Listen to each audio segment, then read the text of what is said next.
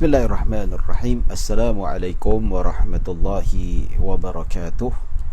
Innal hamdalillah nahmaduhu wa nasta'inuhu wa nastahdihi wa nastaghfiruh wa na'udzu billahi min shururi anfusina wa min sayyiati a'malina. Man yahdihillahu fala mudhillalah wa man yudlil fala hadiyalah. Asyhadu an la ilaha illallah wahdahu la syarikalah wa ashhadu anna sayyidana Muhammadan abduhu wa rasuluh.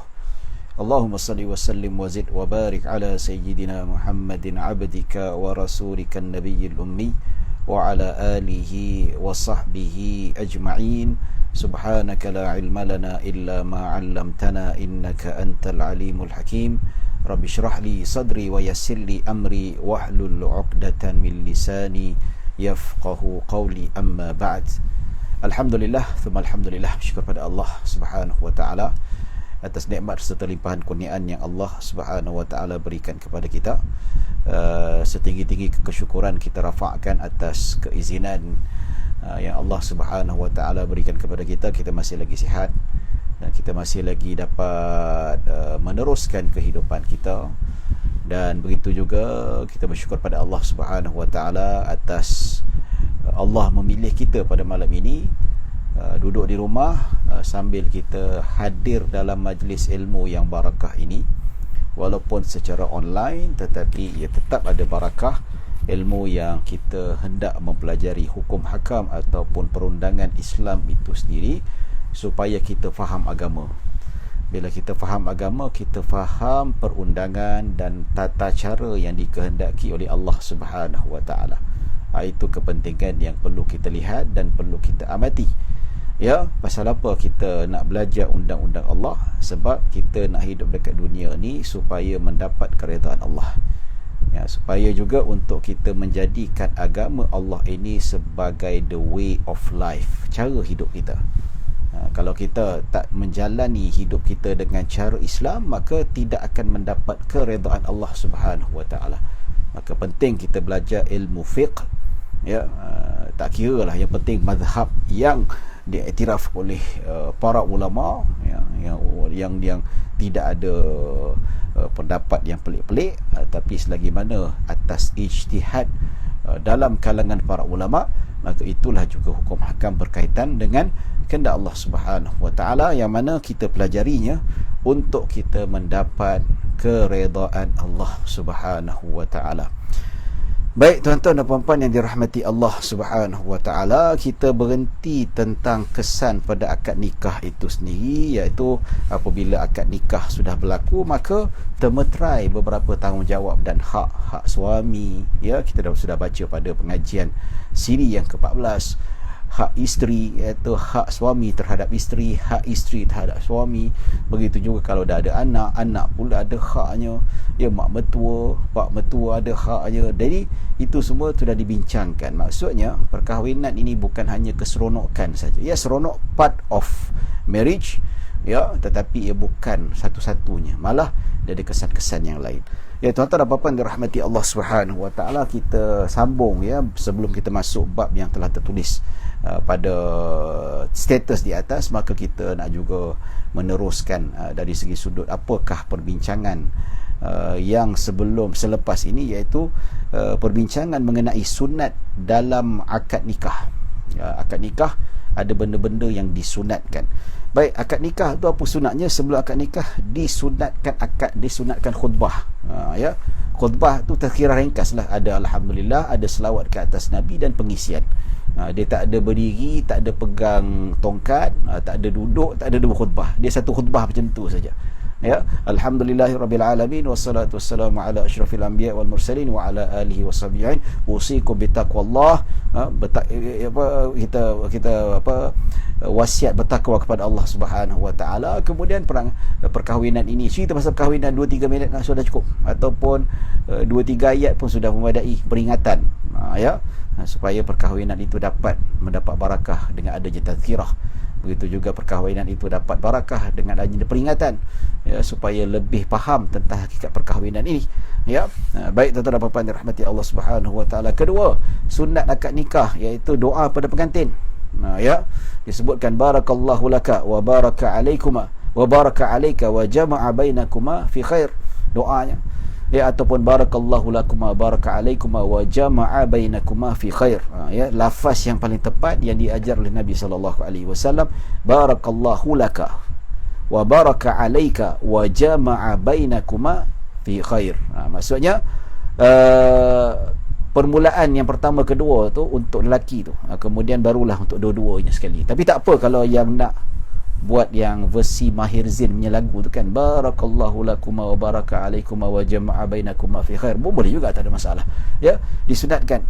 Ya, maksudnya semoga Allah memberkati kamu dan pasangan, semoga Allah memberkati kamu dan pasangan serta menghimpunkan kamu dalam keadaan kebaikan. Doa aja, doa keberkatan ke atas pengantin, kedua-dua mempelai, hukumnya sunat. Ya. Dan ketiga, mengiklankan akad nikah dan melahirkan kegembiraan dengan memukul rebana. Ya, maksudnya memukul rebana dibolehkan waktu itu, di muzik dibenarkan pada hari perkahwinan. Tak ada masalah. Ya, dalam mazhab Syafi'i luar daripada perkahwinan muzik tidak dibenarkan. Ya, tapi kalau dalam majlis perkahwinan dibenarkan dan disunatkanlah kalau buat kenduri kahwin. Ya, bila buat kenduri kahwin tu maka disunatkan pukul rebana, ya, untuk kita bergembira. Jadi bila bergembira tu, walaupun kita jemput tak ramai orang, tapi dengan jumlah yang kita jemput tu dia akan mengisytiharkan, oh dah kahwin. So mengelakkan fitnah daripada berlaku.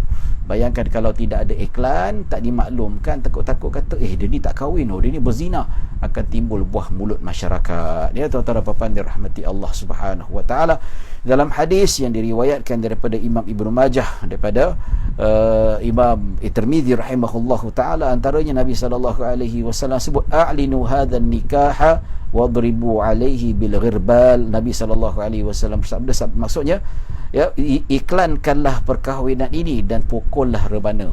Ya. Nah, tuan-tuan dan puan-puan dirahmati Allah Subhanahu wa taala. Tapi janganlah kita kata panggil artis yang pakai seksi-seksi ke apa, tak adalah. Panggillah yang menyanyi biasa nasyid ke apa, itu yang bagus. Baik, yang keempat, berdoa ketika hendak melakukan persetubuhan. Malam pertama ada doa yang Nabi sallallahu alaihi wasallam ajar. Apa doanya? Allahumma bismillah, Allahumma jannibna syaitan wa jannib syaitan ma razaqtana. Yang bermaksud, ya Allah, dengan nama Allah, bismillah, Allahumma jannibna syaitan wa jannibi syaitan ma razaqtana. Disebutkan, ya Allah, jauhilah kami daripada gangguan syaitan dan jauhkanlah syaitan daripada anak yang Engkau kurniakan kepada kami. Maksudnya itu berkat doa. Kita nak anak kita selamat, anak-anak kita jauh daripada hasutan syaitan, kita tak nak anak kita perangai macam syaitan, maka ketika bersetubuh dengan isteri itu, kita disunatkan membaca doa supaya apa? Anak kita ni, zuriat kita baik-baik belaka. Termasuklah supaya kita ini tidak diganggu syaitan ketika mana berkelamin dengan isteri kita. Ya. Baik, tuan-tuan dan puan-puan dirahmati Allah Subhanahu wa taala. Kemudian yang kelima, sunat perkahwinan, iaitu kenduri. Kenduri, walimah. Ya, walimah maksudnya apa? Walimah bermaksud makanan pengantin atau semua jenis makanan yang dibuat untuk jemputan dan sebagainya. Wajis. Ya, maksudnya hukum kenduri kahwin ini sunat muakkad. Sunat yang sangat-sangat dituntut. Ya, sunat muakkadah yang sangat-sangat dituntut. Tak wajib, ya, tapi kalau lepas kahwin tak buat kenduri, maka hukumnya makruh. Nampak tu? Ya, tapi orang kita ni dia buat kenduri tu, dia nak membazir sampai belanja habis-habisan, sampai sanggup hutang alung dan sebagainya. Ini satu benda sifat yang tak bagus, yang tak baik, memberikan kemudaratan pada waktu selepasnya. Ya, jadi hukumnya sunat muakkad. Kalau tak ada duit tak buat pun tak apa. Ya, tapi kalau ada duit, buat sikit pun jadilah. Dapat bagi makan 50 orang, betul? Serius, dapat bagi makan 100 orang pun jadilah. Ada kenalan isteri saya, ya. Dia memang kahwin simple. Dia jemput orang kahwin berapa orang? Dijemput orang kahwin 200 orang sahaja. Serius, itu dia mampu. Tapi orang nak mengata, memanglah nak tunggu orang tak mengata sampai bila. Dia sampai bila takkan habis, dia akan mengata. Tapi daripada dia bersusah payah nak beli rumah ke nak beli perabot, baik dia simpan duit kenduri tu, ya, dia buat semampunya. Tapi kalau dia ni millionaire tapi buat kenduri jemput 30 orang 40 orang, baik tak payah, itu kedekut nama dia. Ya, baik kadar walimah paling kurang seekor kambing. Seekor kambing tu lebih kurang dalam, kita harga berapa tuan-tuan? Seekor kambing tu lebih kurang dalam 1,000 lah, 700 800 boleh dapat. Betul tak? Ya, seekor kambing tu 1,000 lebih. Itulah disunatkan. Kalau tak nak lagi kurang boleh tak? Boleh, tak ada masalah. Bajet berapa? Bajet 100. Ya, saya jemput semua tetamu saya datang. Makan kari pap seorang sebiji dan air sirap. Boleh tak? Silakan, tak ada masalah. Ya, cuma sunat, ya, sunat paling kurang seekor kambing. Ya, kurang daripada harga seekor kambing boleh tak? Boleh, tak ada masalah. Ya, no problem, diharuskan. Ya, lebih daripada seekor kambing, jangan kata 100 ekor kambing pun tak apa, tapi jangan membazir, asalkan mampu, dan jangan sampai menyusahkan, berhutang sana berhutang sini. Ya, baik, waktu walimah paling afdal bila selepas malam pertama, selepas persetubuhan. Maksudnya dah nikah tu malam pertama. So kenduri itu dibuat selepas persetubuhan atau berlakunya hubungan kelamin yang halal antara suami dan isteri. Ya, baik tuan-tuan dan puan-puan dirahmati Allah Subhanahu wa taala, kenapa kita kata sunat? Inilah Nabi mengadakan kenduri bersama isteri baginda selepas Nabi melakukan hubungan fitrah antara Nabi dengan isteri baginda sallallahu alaihi wasallam. Ya, hikmah pensyariatan untuk menzahirkan kesyukuran kita pada Allah. Gembira, syukur, alhamdulillah. Dengan syukur tu kita bersyukur, kita beribadat, kita bagi orang makan. Ni bagi makan pahala. Buat kenduri kahwin ni pahala besar tuan-tuan, ya. Bagi kawan kita makan, bagi fakir miskin makan, ya. Dan menzahirkan perkahwinan pada masyarakat supaya tidak menjadi rahsia, supaya tidak menjadi satu fitnah nanti. Biar semua masyarakat tahu, bunyi bising pasal apa tu? Bunyi gendang, siapa kahwin? Kahwin Ali dengan Aminah. Okey, settle. Ali Aminah dah kahwin dah. Nanti nampak jalan dating dekat mall ke apa, tak jadi isu lagi lah. Semua dah tahu dah berkahwin ya. Ya, baik tuan-tuan dan puan-puan dirahmati Allah Subhanahu wa taala, apakah hukum menerima jemputan perkahwinan? Kita dapat terima. Ya, hukumnya adalah fardu ain, bukan fardu kifayah. Kalau fardu kifayah, sebahagian jemputan datang, dah kira lepas. Ya, tak. Mendatangi walimah kalau tanpa keuzuran, hukumnya fardu ain. Dia dapat kat jemputan, dia tak ada keuzuran, kebetulan dekat bukan jauh, dia malas tengok TV lagi bagus lah, hukumnya haram, berdosa. Tu dia. Ya, pasal apa? Berdasarkan dalil daripada hadis Nabi sallallahu alaihi wasallam. Nabi bersabda, "Idza du'iya ahadukum ilal walimah falyatiha." Nabi kata, apabila setiap seorang di antara kamu dipanggil, dijemput untuk menghadiri kenduri kahwin, maka hendaklah dia datang. Nabi perintah, datanglah. So al-amru lil wujub, ikut kaedah usul fiqh. Setiap perintah Nabi yang tidak ada kaitan dengan perkara itu menunjukkan dia sunat ataupun tidak, maka hukumnya adalah wajib. So Nabi kata datang, wajib datang. Nampak tu. Dan ada hadis yang lain diriwayatkan daripada Imam Muslim. Tadi hadis yang pertama tadi riwayat Imam Bukhari dan Muslim. Manakala riwayat Imam Muslim, wa man lam yajib ad-da'wata faqad asallaha wa rasulahu. Ini tanda bahawa mendatangi majlis perkahwinan itu tanpa keuzuran, hukumnya adalah wajib. Kalau sengaja meninggalkan, hukumnya adalah bermaksiat. Apa kata Nabi? Ya, siapa yang tidak memenuhi undangan, dia mengingkari Allah dan Rasulnya. Asallahu wa rasul, dia bermaksiat kepada Allah dan Rasulnya. Nampak tu?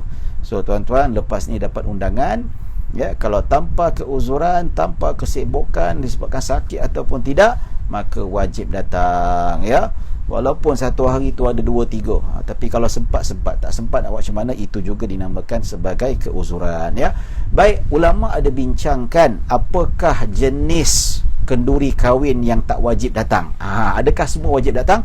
Ya, ada yang tak wajib kita datang. Macam mana? Ya, syarat wajib memenuhi undangan majlis perkahwinan. Yang pertama, ya, tuan rumah tidak mengkhususkan majlis perkahwinan itu untuk orang kaya saja. Ya, katakan dia buat majlis perkahwinan, jemput orang kaya saja. Ya. Maka tuan-tuan dan puan-puan dirahmati Allah Subhanahu wa taala, orang macam ni, ya, tak wajib pun datang. Pasal apa? Kita boleh boikot. Nak datang boleh, tak datang pun tak apa. Tapi dia kata, tak apa, hari pertama saya buat untuk orang kaya-kaya, hari kedua saya buat untuk orang miskin. Ya, bolehlah kan. Tetap juga membeza-bezakan, tetap mengkastakan antara masyarakat.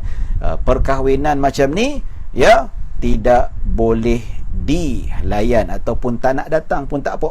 Ya, pasal apa? Dalam hadis Nabi SAW, hadis riwayat Imam Muslim, Nabi bersabda, seburuk-buruk makanan ialah jamuan di majlis walimah yang khusus untuk orang kaya sahaja dan meninggalkan orang miskin. Sesiapa yang tidak memenuhi undangan yang tidak khusus, dia telah mengingkari Allah dan Rasulnya. Maksudnya, seburuk-buruk makanan dicela oleh Allah dan Rasulnya, kenduri yang khusus untuk orang kaya saja. Ya, dan seburuk-buruk sesiapa yang tidak memenuhi undangan yang tidak ada pengkhususan, maksudnya dia jemput tuan rumah, jemput orang kaya, orang miskin pun dia jemput juga, ya, dia datang, maka wajib dia datang. Kalau tak ada pengkhususan, maka wajib dia datang ke majlis itu. Tidak, dia akan mendapat celaan daripada Allah dan Rasulnya. Yang kedua, apakah syarat, ya, kenduri itu wajib dia datang? Kalau yang jemput itu ataupun tuan kenduri itu adalah orang Islam, wajib datang. Ya, kalau penuhi syarat sebelum ni jugalah, tak khususkan orang, lepas tu ya, tidak menentukan orang yang kaya saja, dan dia tu Muslim, wajib datang. Tapi kalau tuan kenduri itu adalah non-Muslim, katakanlah kawan sebat kita, dia orang Kristian, dia anak saya kahwin, datang majlis, kita ada serve makanan halal, ya, kita datang. Tak datang, suka hati kita. Sebab apa? Alasannya sebab tuan punya kenduri itu adalah bukan Islam. Tapi lebih afdal kalau dia baik untuk manfaat dakwah, lebih afdal kita datang, ya. Tapi tetap tidak sampai kepada ke arah wajib disusun syarak. Baik, tuan-tuan dan puan-puan dirahmati Allah Subhanahu wa taala, wajib memenuhi perkahwinan, jemputan perkahwinan hari pertama sahaja. Ya. Kadang-kadang ada buat 2-3 hari. Ya. Jadi hari pertama tu adalah wajib datang. Baik. Ya, pasal apa? Ada dalil daripada Nabi sallallahu alaihi wasallam, walimah pada hari pertama adalah hak, pada hari kedua adalah kebaikan, pada hari ketiga adalah riak dan berbangga-bangga. Nampak tu maksudnya? Nak tunjuk kekayaan. Hari pertama tu hak, wajib datang. Hari kedua tu sunat kebaikan, dan ketiga adalah takut-takut tuan punya kenduri tu nak berbangga-bangga. Wow, kayanya dia sampai 3 hari buat majlis perkahwinan. Ya. Jadi elakkan tuan-tuan. Baik, yang keempat, ya, undangan tersebut melahirkan undangan kasih sayang, ya. Baik, jikalau takut kalau kehadiran mendapat sesuatu kemegahan, contohnya lah kan, kita ni ialah katakanlah yang tukang jemput kahwin tu dia memang saudara kita, sahabat kita. So bila kita datang, dia akan membangkitkan perasaan kasih dan sayang.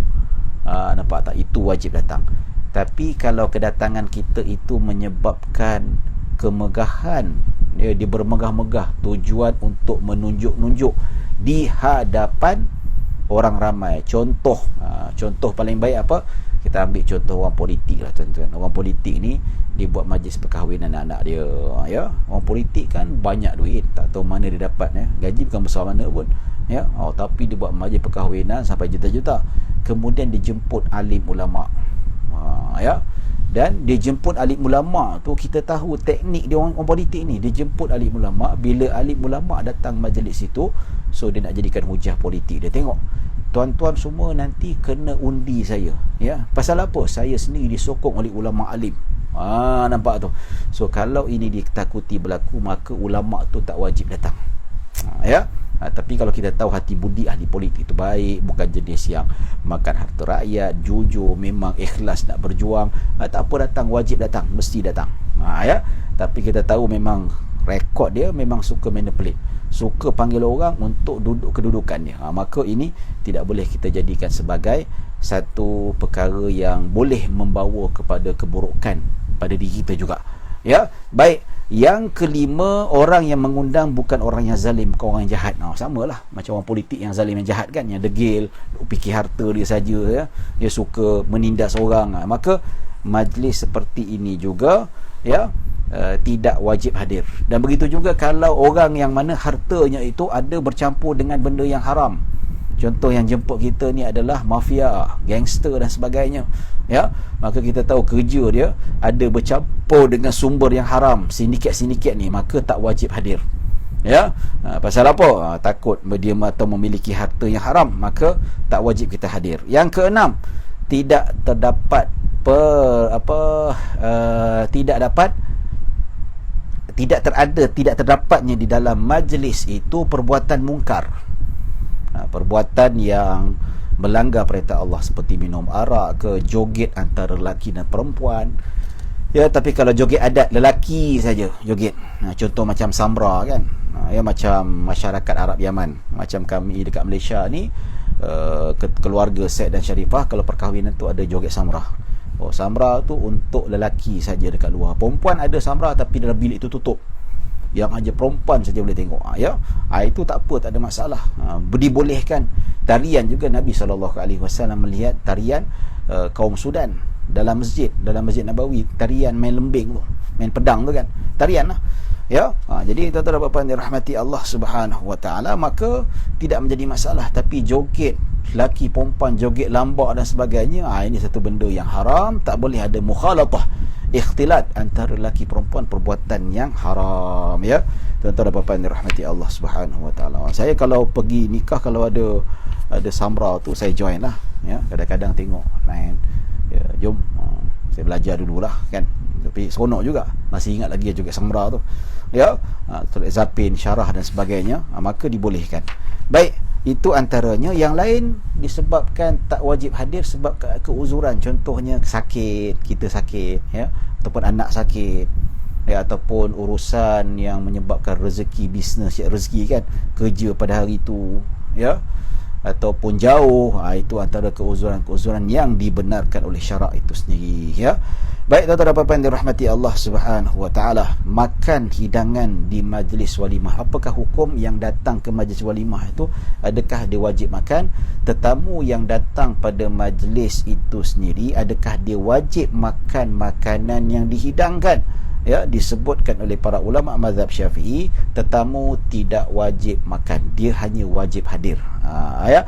Tapi disunatkan makan makanan yang hidang, ya. Seperti mana disebutkan dalam hadis Nabi SAW, Nabi bersabda, "Idza du'iya ahadukum ila ta'ami falyujib, fa in syaa'a ta'ima wa in syaa'a taraka."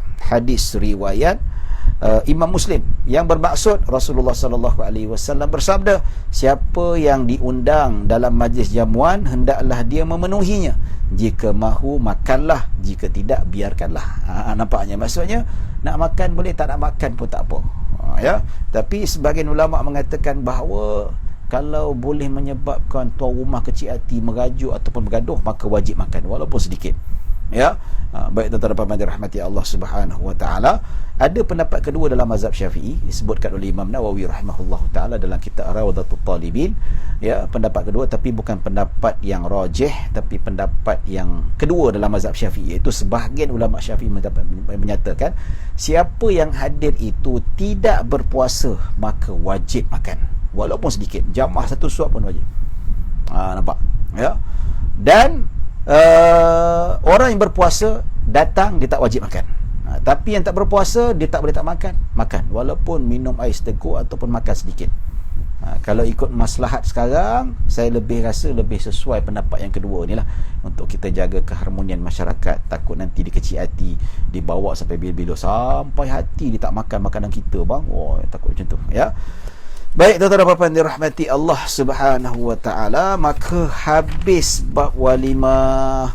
Ni tiba masa yang ditunggu-tunggu, kita nak cerita tentang hukum hakam giliran bermalam di kalangan isteri, ya, dan berkaitan dengannya. Ya, alhamdulillah hari ini, ya, semalam tu nak dekat habis baru cecah 20 lebih. Hari ni baru setengah jam, 25 minit dah sampai 23 viewer, ya. Pasal apa? Sebab tajuk ni kot. Semalam tu mula-mula setengah jam pertama 5 orang, 10 orang, ya tak? Ya. Jadi inilah orang kita. Mungkin mereka akan datang ataupun hadir kelas mengikut tajuk, ya.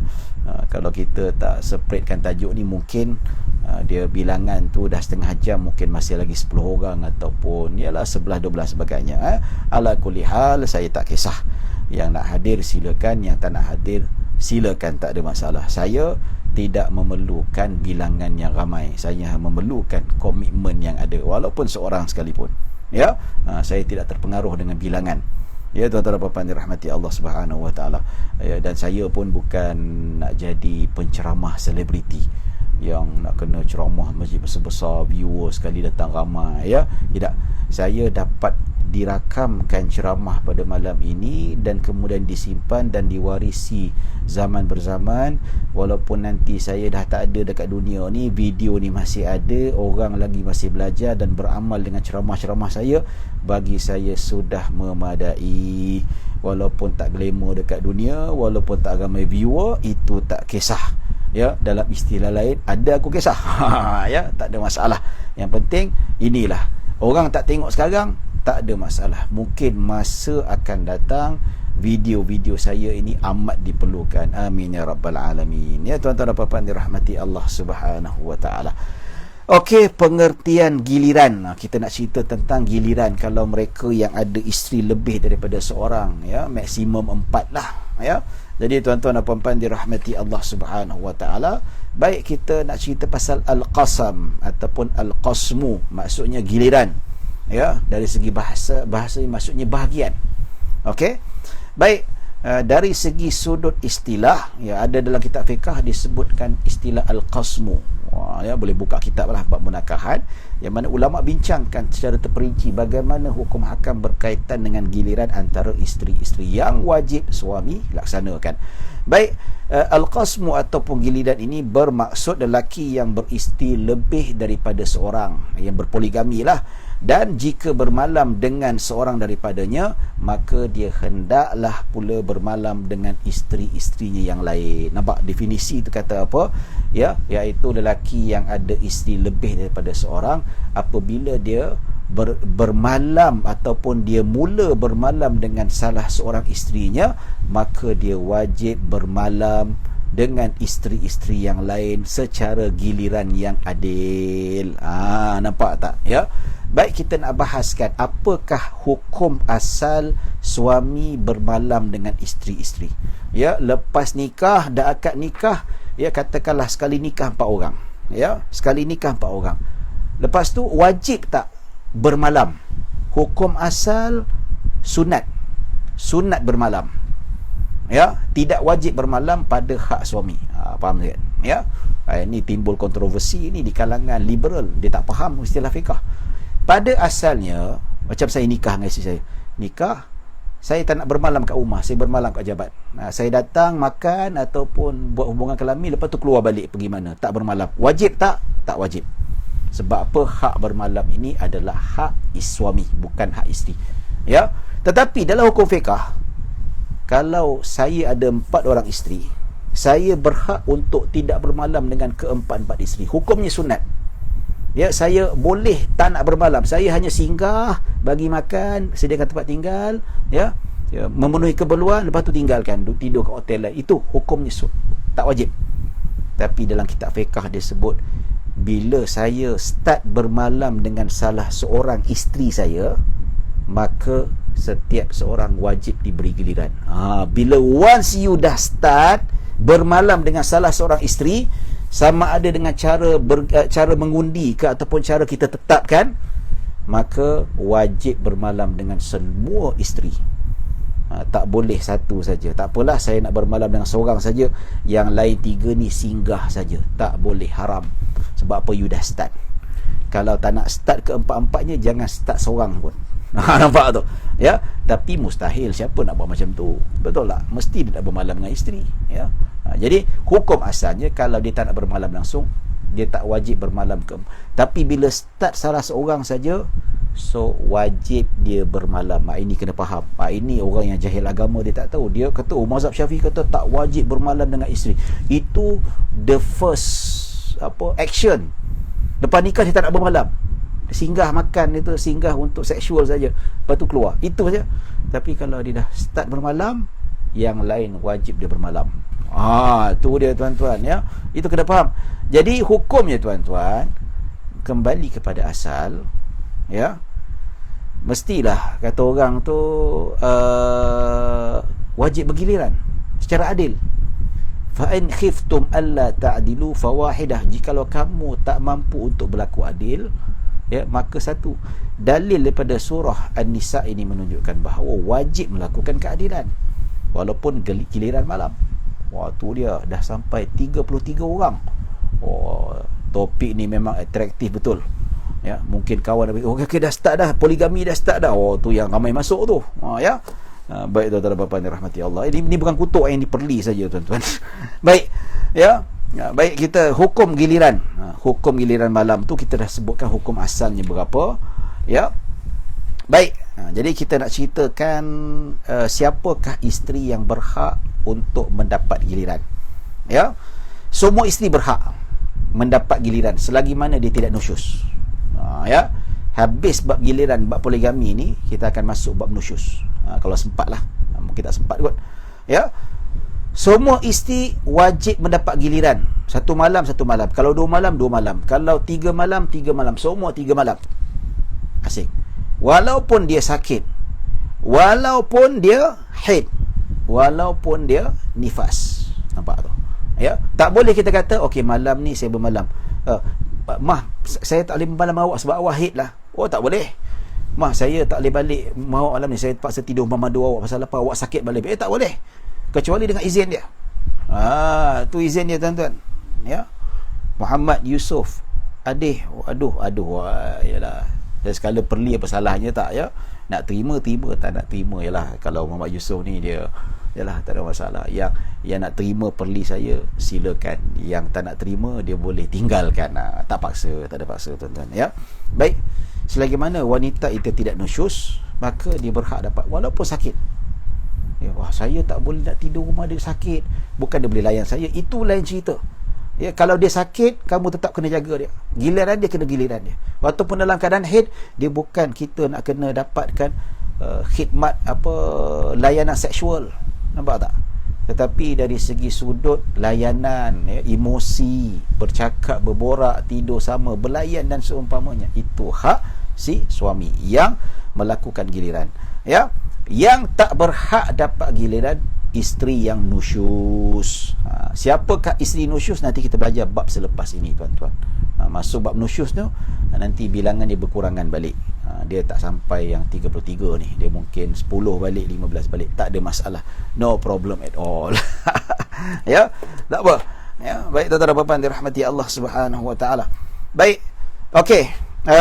Suami harus menentukan giliran setiap malam, satu malam, satu hari, sebelum atau selepasnya. Dalam hal ini, malam ialah permulaan giliran dan siang berikutnya. Maksudnya satu hari satu malam dia boleh. Ya, kalau nak tetapkan 24 satu hari semalam 24 jam. 24 jam adalah kiraan untuk isteri pertama. Dan 24 jam untuk isteri kedua, 24 jam untuk isteri ketiga. Itu pembahagiannya. Ya. Baik. Ya, kalau itu malam. Kalau siang dia kerja, lepas tu malam, petang tu balik, tu bermalam. Ya. Besok dia pergi kerja pula daripada rumah isteri pertama. Dan petang tu lah dia balik rumah isteri kedua. Macam tu rotation dia. Ya, berlainan pula kalau suami kerja malam. Kerja malam, siang pula giliran untuk isteri dia. Macam tu lah. Dia kalau kerja malam, siang untuk isteri. Manakala kalau kerja siang, malam untuk isteri. Macam tu. So dia kena bagi adil. 24 jam, 24 jam. Ya. Baik. Setiap isteri mendapat giliran sehari semalam. Maksudnya kalau sehari semalam, sehari semalam. Tak boleh ini sehari semalam, sana 2 malam. Tak boleh. Kecuali first perkahwinan. Anak dara berapa hari, janda berapa hari. InsyaAllah kita masuk selepas ini. Okey. Jadi tuan-tuan dan puan-puan dirahmati Allah Subhanahu wa taala. Jadi satu malam. Tak boleh isteri pertama satu malam. Bini kedua mentang-mentang muda 2 malam pula. Ya. Lepas tu semalam 2 malam. Tak boleh macam tu. Haram, berdosa. Ya. Berdosa mengambil hak orang lain. Baik. Isteri boleh duduk satu rumah. Ya, dia ada 5 rumah. Satu rumah dia, lagi 4 untuk isteri-isteri dia. So dia boleh suruh isteri dia, okey, hari Isnin awak, Selasa awak, ya, lepas tu pusing macam tu. Boleh. ya, dia boleh panggil, ya, tapi lebih afdal isteri datang ke rumah, suami datang ke rumah isteri, itu lebih afdal, ya. Itu tuntutan yang diajar oleh baginda sallallahu alaihi wasallam. Nabi tak duduk rumah, isteri tak datang, tak, Nabi pergi rumah giliran, macam tu, ya. Wow, 40 orang dah, masya-Allah. Topik ni sangat-sangat, ya. Tak apa, jangan risau, besok dia kurang balik. Okey, baik.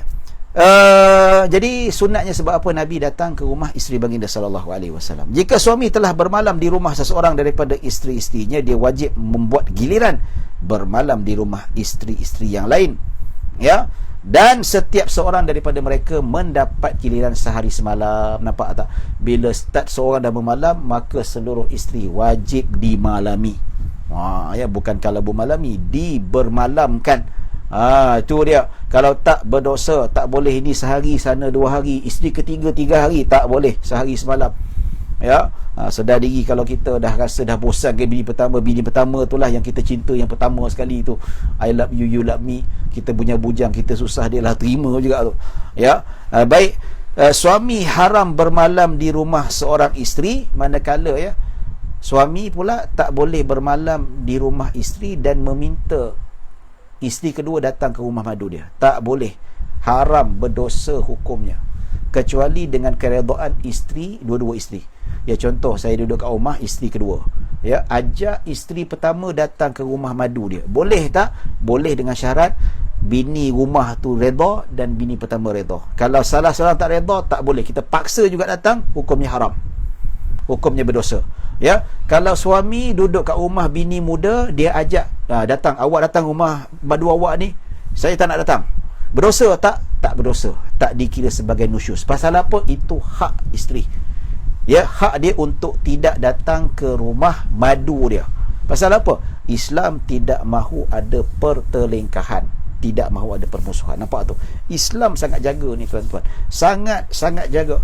Sedangkan isteri suami tu, dia kalau perintah isteri supaya datang, datang, mari sini, abang sekarang kat rumah bini dengan madu kamu, saya tak nak datang bang, saya tak boleh tengok muka dia, itu abang tak kisah, ini arahan abang datang, ya. Abang malam tadi saya belajar Fiqman Haji dengan Ustaz Syed Syarizan, ya. Dia kata abang tak boleh paksa saya datang ke rumah madu.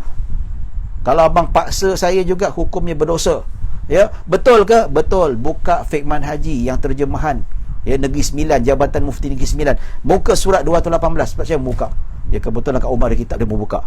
Alamak, sorry, abang tak ajak lagi dah. Nampak tu? Hukumnya berdosa, tuan-tuan, ya. Baik, ya, kecuali kalau dua-dua redha. Kalau bini bunda redha dan bini, okey, tak apalah bang, saya pun anggap madu saya ni macam adik-beradik, tak apalah dalam bab macam tu, ya. Baik, tuan-tuan dan puan-puan dirahmati Allah Subhanahu wa taala, ya. Baik. Okey. Hal ini adalah kerana maksudnya kita tidak mahu ada tekanan, tidak mahu ada apa-apa perkara-perkara yang menyebabkan permusuhan, ya. Baik. Begitu juga dalam kitab fiqh disebut, kitab Mughni Muhtaj, haram bagi suami mengumpulkan isteri-isteri satu rumah tanpa keredaan isteri-isteri, antara isteri. Maksudnya nak kahwin pandai tapi nak sediakan tempat tinggal tak ada. Ada, ya. Maksudnya dia paksa isteri-isterinya duduk satu rumah dan dalam keadaan isteri-isteri tidak redha, maka hukumnya haram, berdosa. Nampak tak? Yang mana kalau isteri-isteri tidak redha, maka wajib si suami menyediakan tempat tinggal. Ini fakta disebutkan. Inilah yang banyak berlaku, tuan-tuan. Nampak tak? Banyak yang berlaku. Yang nikah kat Thailand ni banyak cacah merbah, banyak yang hancur, tuan-tuan. Ya, dah lah tak ada duit, pergi menggatal kahwin kedua, balik rumah, sewakan rumah untuk isteri kedua. Yang pertama dia abaikan, rumah tak bayar sampai isteri kena bayar. Ini ni suami yang patut kena pelangkung. Nampak tak? Ya, sedangkan kalau ditambah isteri, rumah sana kena bayar, sini pun kena bayar. Tak kira lah macam mana sekalipun. Nampak tak? Ya. Jadi ini banyak, ya. Yang kahwin dekat Thailand ni semua kebanyakan tak boleh percaya lah. Ya, yang monogami, poligami lagi lah, tuan-tuan. Dia memang kita tak nafikan ada yang bagus, ada yang adil. Ya, peratus yang kahwin tu sebenarnya tak layak. Sebab tak layak kahwin dekat majlis agama negeri masing-masing, sebab kelayakan tak ada, pendapatan tak cukup, ya, keadilan, kerisauan tak boleh dilakukan. So pergi Thailand lah. Ya, kat Thailand tu pun mangkuk juga pun sama, dia pun layan juga, asalkan dia boleh nikah 2 marhalah, dia boleh nikah. Minta maaf lah, ini bahasa kasar sikit tuan-tuan. Ya, dia macam sindiket lah, lepas tu balik kena saman. Ya, lepas tu hidup senang poligami. Ya, bini pertama diabaikan, anak diabaikan. Ya, tuan-tuan. Kena kat kawan saya sendiri tuan-tuan, kawan satu sekolah. Ya, anak dah 3 dah. Ya, lalas rumah tu pasal apa? Bini nombor 2 tu gaji habis kat bini nombor 2. Bini pertama 1 sen pun tak dapat. Demi Allah tuan-tuan, demi Allah, tak bohong punya cerita. Kawan sekolah saya perempuan, kesian dia. Kawan satu sekolah saya kena. Tak tahu siapa, carilah tuan-tuan pandai-pandai. Ya, saya tak nak sebut nama dan saya tak sekap jarang. Saya cuma cerita kisah yang berlaku. Individu yang berlaku ni siapa, saya tak perlu tahu beritahu. Saya cerita sebagai pengajaran. Jangan jadi macam laki macam tu. Dia reti kahwin 2, ya, tapi rumah bini pertama bini payah. Tanggungan anak-anak tu bini yang bayar.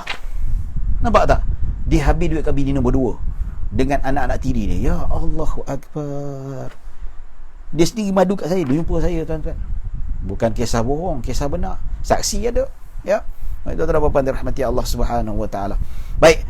Okey, tak boleh, dia wajib sediakan tempat tinggal. Kemudian giliran bermalam boleh dibuat antara 2 ke 3 hari. Ya. Maksudnya kalau tak buat sehari semalam, nak buat lebih sehari semalam boleh, tapi tak boleh lebih 3 hari. Ya, okey.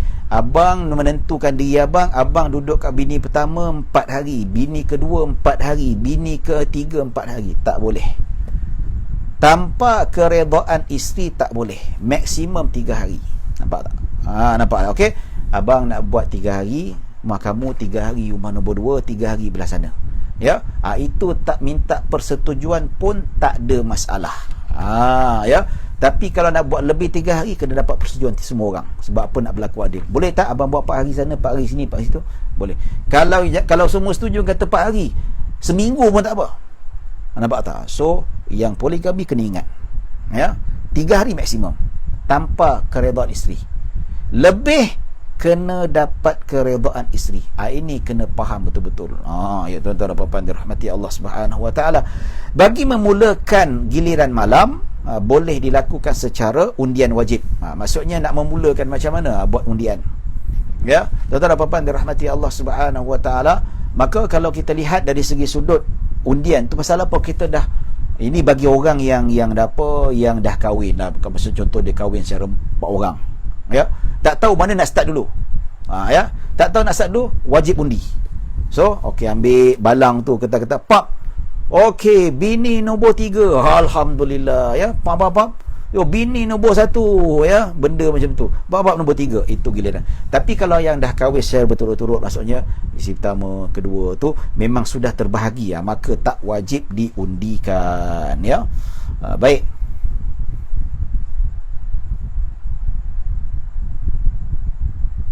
Ya, Muhammad Irfan, dia bertanya soalan. Ada juga soalan daripada Nur Liza Abdul Wahab. Nanti insya-Allah saya akan jawab pada penghujung ya. Ya, Muhammad Irfan ni tanya pasal poligami ni, kahwin satu pun tak lepas lagi. Muhammad Irfan, sahabat saya daripada Shah Alam. Ya, macam adik saya jugalah, ya. Cerita pasal poligami. Contoh, kalau saya ada 4 orang isteri, satu isteri pun belum ada lagi, kahwin dah dulu barulah sedap tanya, ya tak? Tak apa, nanti saya jawab. Okey, baik tuan-tuan dan puan-puan rahmati Allah Subhanahu Wa Taala. Nanti kita jawab. Baik, kita habiskan dulu. Okey. Wajib undi. Kalau tak undi, kalau tak tahu nak start mana kan? Baik. Suami boleh pergi ke rumah bukan isteri, bukan giliran, tapi singgah sekejap boleh. Singgah sekejap boleh. Macam disebutkan oleh Sayyidah Aisyah radhiyallahu anha, Nabi patut malam ni rumah Aisyah ataupun malam ni rumah Ummu Salamah, tapi Nabi singgah kejap rumah Sayyidah Aisyah tanpa sentuh. Tanpa maksudnya mengadakan hubungan kelamin lah, tak ada. Duduk borak-borak kejap ke, tanya khabar, lepas tu Nabi keluar pergi rumah Ummu Salamah. Maksudnya singgah ada hajat, mungkin Nabi nak ambil barang ke, ataupun Nabi nak minum air ke, nak makan ke. Tapi tidaklah, maksudnya singgah kejap mengadakan hubungan kelamin lepas tu pergi, tak boleh. Ya, singgah sekejap, tidak boleh lama. Dalam kitab fiqh, katakanlah hari tu giliran isteri situ, isteri nombor 2, boleh singgah isteri pertama, tapi tak boleh lama. Tak boleh lama-lama, kejap boleh, tidak menjadi masalah. Ini seperti mana dilakukan dalam hadis yang diriwayatkan oleh Imam Abu Daud, ya. Ada beberapa dalil lagi lah, ya. Baik, sementara pada malam hari suami tidak boleh ke rumah isteri yang lain yang bukan gilirannya. Ya, melain terdapat keperluan terdesak. Contohnya malam ni rumah isteri pertama terpaksa pergi ke rumah isteri ketiga. Pasal apa? Pasal anak sakit, demam panas, kena bawa pergi klinik. Itu boleh. Tak apa, minta maaf malam ni saya tak boleh nak tidur dengan awak, saya terpaksa balik. Anak awak tu sakit, bukan anak tiri lah, anak tiri jugalah kan ya. Anak tiri awak tu, anak saya tu sakit demam, nak bawa pergi hospital. Itu sekali kalau tak minta izin pun tak apa. Ya, tapi kalau nak minta izin, katakanlah boleh tak malam ni saya pergi kat rumah madu awak nombor 2. Pergilah, saya pun malam ni ada kerja nak buat. Tak apa, kalau diizinkan tak ada masalah. Ya, seperti mana Sayyidah Saudah radhiyallahu anha, dia membenarkan Rasulullah bermalam di rumah Sayyidah Aisyah. Dia bagi gilirannya pada Sayyidah Aisyah. 2 hari dia bagi pada untuk Sayyidah Aisyah, 1 hari untuk dia. Baliknya Sayyidah Saudah radhiyallahu anha. Ya. Baik, okey. Disebutkan dalam kitab fiqh, kalau kita baru mengahwini, katakanlah kalau kita mengahwini, katakanlah kita ni nak kahwin satu lagi isteri pertama, dan kita nak tambah satu lagi isteri. Kalau kita nak tambah satu lagi isteri, kalau yang kita kahwin itu adalah anak dara, maka untuk perkahwinan itu wajib dia bermalam selama 7 hari berturut-turut. Wajib. Nampak tak? Ya. Maksudnya, katakanlah saya dah kahwin. Saya kahwin dengan anak dara. Bab ni bagi contoh saya seronok betul. Kalau kahwin yang lain bab cerai, bagi contoh orang lain ya. Tapi contoh saya nak poligami. Yang saya nak kahwin tu adalah gadis yang belum pernah berkahwin. So, semenjak akad nikah pada malam itu, wajib saya bermalam dengan dia selama 7 hari. Ya, selama 7 hari. Ni saya nak tanya ni, yang poligami duk menipu bini macam mana ni? Ya, kan? Dia nikah hari tu, lepas tu malam tu dah balik rumah bini dah. Besok malam dah balik rumah bini. Apa hak je bini kedua tu tak duduk 7 malam? Nampak tak? Sedangkan wajib. Tu dia. Tapi mungkinlah ada keredaan isteri yang nombor 2 ni. Dia kata, apalah bang, patut hak saya 7 malam, tapi takut nanti kantoi, tak apalah, saya bagilah abang balik. Itu tak apalah, tak ada masalah. Tapi kata, bang, saya tak kira, whatever happen sekalipun, kantoi tak kantoi, saya minta 7 malam abang kena duduk sini, tak boleh pergi sana. Wajib. Ya, itu kalau kita kahwin nombor 2, anak dara, kita wajib bagi 7 hari untuk dia. Ya, manakala janda, Nabi kata 3 hari, iaitu 3 hari 3 malam. Tu dia 48 orang. Topik ni panas sungguh. Ya. Nanti lepas ni kurang balik. Tuan-tuan dan puan-puan, ini berdasarkan hadis Nabi sallallahu alaihi wasallam. Nabi bersabda, lil bikri sab'un wa lithayyibi thalathun. Hadis daripada Ummu Salamah. Ummu Salamah meriwayatkan daripada Nabi sallallahu alaihi wasallam. Nabi berkata, bagi anak dara 7 malam, dan bagi janda 3 malam. Anak dara ialah tak pernah berkahwin, tak ada pengalaman, bagi dia lebih lah. Tapi kalau janda ni, kita bagi, maksudnya tidak selebih, ataupun maksudnya dia ada pengalaman, dia pernah berasa perkahwinan, ya. So yang tak pernah rasa tu lebih lah, yang pernah rasa tu lebih dia punya hak tu kurang daripada mereka yang tidak pernah dapat. Ya, tuan-tuan dan puan-puan dirahmati Allah Subhanahu wa taala. Ya. Baik. Okey. Dia seperti Sayyidah Saudah binti Zam'ah, dia bagi gilirannya. Sebab apa? Lagipun dia dah tua, lagipun dia ni dah mungkin dah tak apa, dia bagi peluang kepada Sayyidah Aisyah untuk dapat giliran dia. Ya, tuan-tuan dan puan-puan dirahmati Allah Subhanahu wa taala, patutnya malamnya 3 hari, tapi 2 hari tu dia bagi pada Sayyidah Aisyah, 1 dia ambil untuk dia. Maksudnya Sayyidah Aisyah ada 3 hari bersama Rasulullah dan 1 hari bersama dengan Sayyidah Saudah radhiyallahu. Baiknya Sayyidah Saudah radhiyallahu anha, dia memberikan giliran kepada Sayyidah Aisyah radhiyallahu anha. Ya, habis bab berkaitan dengan pembahagian giliran, ya, kepada isteri-isteri. Insya-Allah hari Khamis ni kita akan bincang bab nusyuz pula. Sepatutnya bab topik panas juga ni. Ya, macam mana kita nak tahu bab nusyuz, dan ada perbahasan nusyuz isteri dan nusyuz suami. Macam mana kita nak tahu? Yang kita belajar nusyuz isteri saja, tapi dalam kitab fiqh, ulama-ulama fiqh, Imam Ibn Hajar, ulama Syafi'iyah ada sebut nusyuz, maksudnya ada juga nusyuz suami isteri, boleh bawa mahkamah dan tuntut cerai dan seumpamanya. Ya, tapi kalau suami poligami secara rahsia, nusyuz ke tu? Nak tahu kita bincangkan hari Rabu. Nak datang, nak tengok-tengok. Tak nak datang pun tak apa. Tak bilangan macam ni pun tidak menjadi masalah. Baik, kita jawab soalan. Nak jawab soalan Nurliza dulu ke Muhammad Irfan dulu? Nurliza dulu lah dia tanya. Ada yang berduit bila kahwin lagi langsung tak balik rumah isteri pertama dan tak bagi nafkah dan tak nak pula ceraikan isteri pertama. Ini memang hantu sungguh lah. Nurliza Abdul Wahab, ini memang betul. Inilah yang mana kalau kita sebut memang suami trash punya lah. Dah ada duit tapi duit habis kat bini kedua. Bini pertama terumbang ambing. Nasib baik bini pertama tu bekerja. Macam kawan saya ni, dia bekerja tuan-tuan. Kesian. Allahu Akbar. Nasib baik dia bekerja. Kalau tak sebab dia bekerja lah, suami dia buat tak tahu kat dia. Ya. Sampai minta duit, dia kata minta duit. Dia tunjuk SMS, dia tunjuk WhatsApp. Tengok ni, Ustaz. Dia tengok, dia panggil Syed lah. Tengok Syed. Apa kata laki aku? Dia kata minta dia belanja sikit. Ya, awak kerja, awak bayarlah. Kata, ya Allah, hai, kau reti kahwin je. Kata, minta lah duit, bagilah, kongsilah sikit. Ya, sebelum dia kahwin dua, kongsi-kongsi.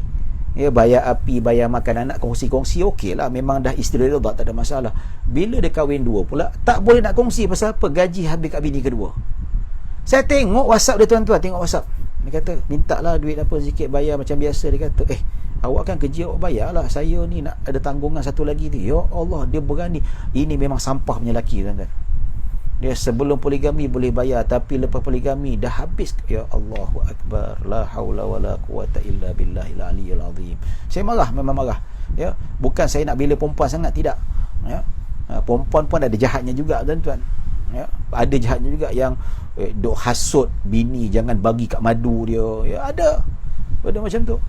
Ada juga lagi perempuan jahat juga, tapi nak cerita saya marah pasal apa? Ada golongan individu yang macam ni yang menyebabkan poligami tu busuk, sedangkan poligami tu indah kalau yang menghayatinya itu adalah layak. Tuan-tuan dan puan-puan dirahmati Allah Subhanahu wa taala, layak. Kalau layak, wallahu akbar, ya. Tak ada masalah. Ini yang tak layak, tak reti tanggungjawab, macam-macam lagi dan sebagainya. Kalau kita nak kata poligami ni membawa kemusnahan, tak adil juga tuan-tuan. Dia ikut orang sebenarnya. Nak kata rumah tangga roboh, monogami pun berlambak bercerai tuan-tuan. Betul tak? Tapi ikut individu. Sebab apa? Yang kahwin tu tak reti. Tak reti nak kahwin, tak reti tanggungjawab. Suami isteri dalam bergaduh. Yang monogami ni, ya, yang poligami pun sama lah. Tak. So kita tak kata poligami penyebab keruntuhan. No, tak ada. Monogami pun bercerai ramai. Tapi hakikatnya disebabkan poligami gagal sebab individu yang tak bertanggungjawab melaksanakan poligami. Tak sedar diri tuan-tuan. Ya, ni marah. Ya, marah tuan-tuan dan puan-puan dirahmati Allah Subhanahu wa taala. Muhammad Irfan Abdul Rahani, ya, Al-Bujangi. Ya, Irfan jangan marah ya. Sebab apa ni, Irfan ni saya suka bergurau dengan dia. Kalau jumpa dengan dia tuan-tuan, tengok satu lagi soalan dia tanya ni, tak ada. Tu dia berani, dia tanya. Dah lah tak kahwin lagi, berani tanya soalan Irfan ni. 2 soalan pula tu. Ya. Irfan ni kalau jumpa dengan saya memang jadi bahan saya lah. Dia pun tak kisah dah sebenarnya. Kalau contoh saya ada 4 orang isteri, amin. Kita aminkan Irfan. Kalau dah habis giliran keempat orang isteri, maka kembali hukum kepada sunat bermalam ke? Ya. Ya, Ustaz jangan bahan saya bagi contoh saja. Dah bahan dah, puas bagi bahan dah. Ya. Tidak. Ya. Once we dah start, dia kena bagi terus.